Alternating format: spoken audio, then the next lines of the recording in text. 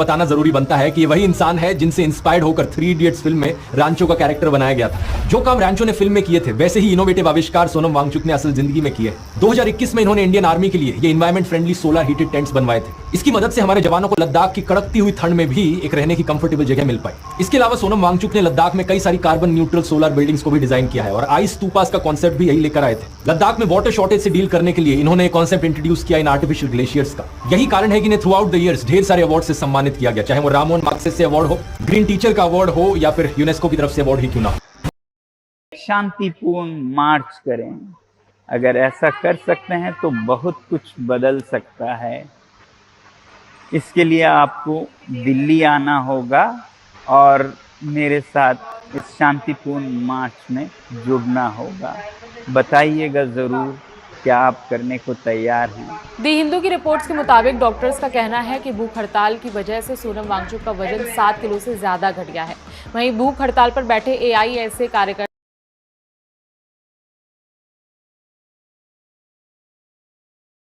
जिसका शीर्षक था 3 फिल्म बनी थी जिसका शीर्षक था 3 इडियट्स, जिसमें जो मुख्य भूमिका थी आमिर खान साहब ने निभाई थी उसे फुनसुक वांगडू के नाम से।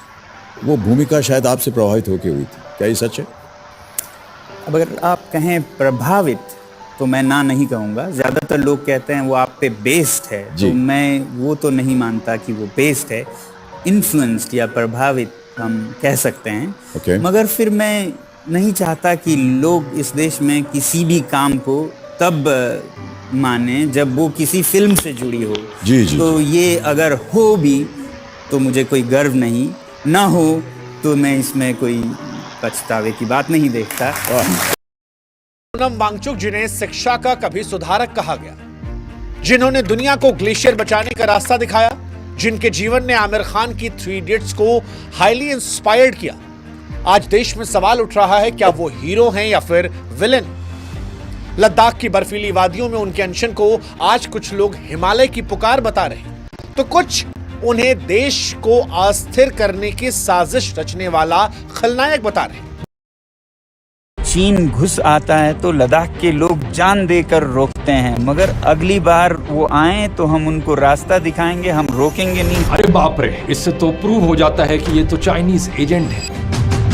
लेकिन सच बात क्या है, एक्चुअली में ये बात उन्होंने नहीं कही, ये आउट ऑफ कॉन्टेक्स्ट काट के क्लिप दिखा रहे हैं। यहाँ के एक फेमस कॉमेडियन हैं जिन्होंने कहा कि सरकार के पालतू ट्रोल्स इतने कामचोर हैं कि इस सब के अलावा इन्हें कुछ मिला ही नहीं सोनम वांगचुक को बदनाम करने के लिए, तो इन्होंने 3 इडियट्स मूवी पर ही आरोप लगाना शुरू कर दिया। खुद तो देश को आगे बढ़ाने के लिए कुछ किया नहीं और सोनम वांगचुक जैसे आदमी पर ये सवाल उठा रहे हैं।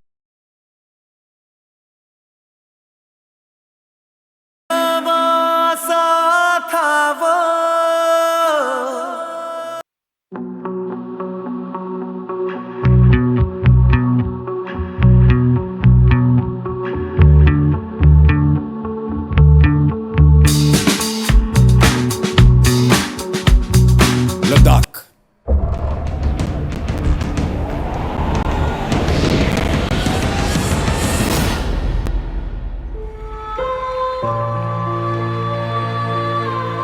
लद्दाख का नाम आते ही आंखों के सामने एक खुशनुमा तस्वीर आ जाती है। हसीन बर्फीली वादियां, नीला आसमान, बहती नदियां, सुंदर वातावरण, बल्कि कुछ ऐसे आविष्कार भी किए जो भविष्य में पर्यावरण के क्षेत्र में एक बहुत बड़ी क्रांति लाने की क्षमता रखते हैं। An innovator and a teacher, a man with many missions,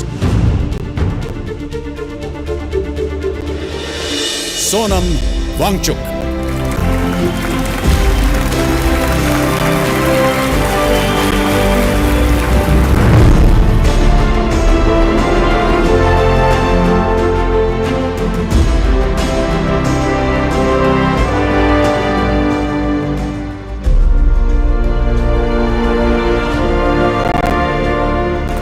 ये हैं हमारे सोनम वांगचुक सर, जिनके बारे में जानने लायक अनगिनत बातें हैं। उन्होंने इस देश और समाज के लिए बहुत कुछ किया है, लेकिन आज उन्हें 15 दिन से अधिक समय हो चुका है अनशन पर बैठे हुए। उनकी तबीयत लगातार बिगड़ती जा रही है। अब उनसे ठीक से खड़ा भी नहीं हुआ जा रहा। फिर भी वे उन लोगों के अधिकारों और बेहतर शिक्षा के लिए अपनी आवाज बुलंद कर रही हैं। जो लोग अब भी चुप हैं, उनसे बस एक सवाल है, आखिर किस बात का इंतजार कर रहे हो?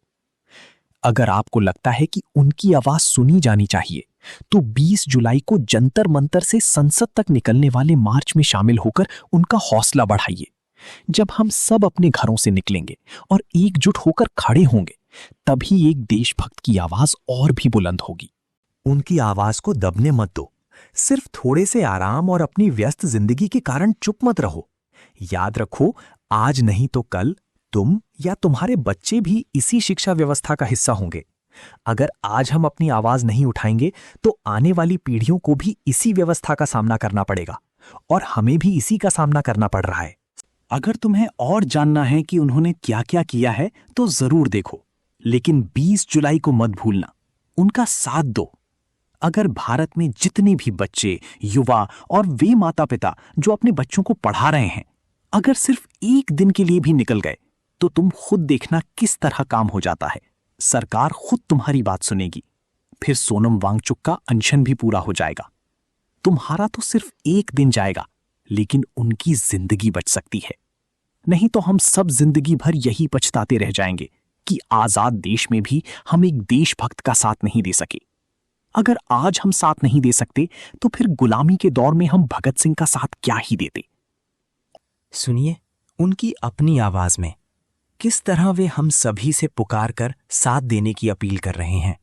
आप लोगों में से देश भर से सैकड़ों लोगों ने मुझे मैसेजेस भेजे हैं कि मैं अनशन तोड़ दूं, कुछ खा लूं, और मेरे लिए भी ये बहुत आसान बात है। मैं चला जाऊंगा, खाता पीता रहूंगा, मगर क्या इससे रिया और आकांक्षा जैसे 20 बच्चों ने जो आत्महत्याएं की हैं वो रुक जाएंगे? या फिर अगले साल 40 बच्चे, फिर 80 बच्चे और आत्महत्याएं करते जाएंगे? शायद आपको फ़र्क नहीं पड़ता, क्योंकि शायद रिया आपके घर से नहीं, आपकी बहन नहीं। और हमारा ये सिस्टम कब सुधरेगा? या फिर लद्दाख और हिमालय के पर्वत और नदियों को क्या हम बचा पाएंगे? फ़िलहाल तो मैं ये कह सकता हूँ कि अगले 10-12 दिन मेरे सेहत को कोई फ़र्क नहीं पड़ने वाला है। मैं डटा रह सकता हूँ। उसके बाद मेरे सेहत बिगड़ती जा सकती है। मगर अगर आप सच में चाहते हैं कि मैं ज़िंदा रहूं, तो फिर घर के सोफ़े से मुझे संदेश भेजने से थोड़ा ज़्यादा आप हरकत कर सकते हैं। हम सब मिल के कुछ कर सकते हैं ताकि ये सब ना हो। हमारे भारत का संसद, जहाँ पर निर्णय लिए जाते हैं, बहस होते हैं, नीतियाँ बनती हैं, तो क्या आप तैयार हैं अगर मैं कहूं कि 20 जुलाई को जब संसद का मॉनसून सत्र शुरू होता है, तो मेरे साथ आप लोग भी जंतर मंतर से संसद तक एक शांतिपूर्ण मार्च करें? अगर ऐसा कर सकते हैं तो बहुत कुछ बदल सकता है। इसके लिए आपको दिल्ली आना होगा और मेरे साथ इस शांतिपूर्ण मार्च में जुड़ना होगा। बताइएगा ज़रूर क्या आप करने को तैयार हैं। नीचे कमेंट्स में या फिर जो लिंक दिया है उसमें कहिएगा मैं तैयार हूँ। तो मुझे विश्वास होगा कि हमारा देश भी बचेगा और मेरी जान भी। जय हिंद।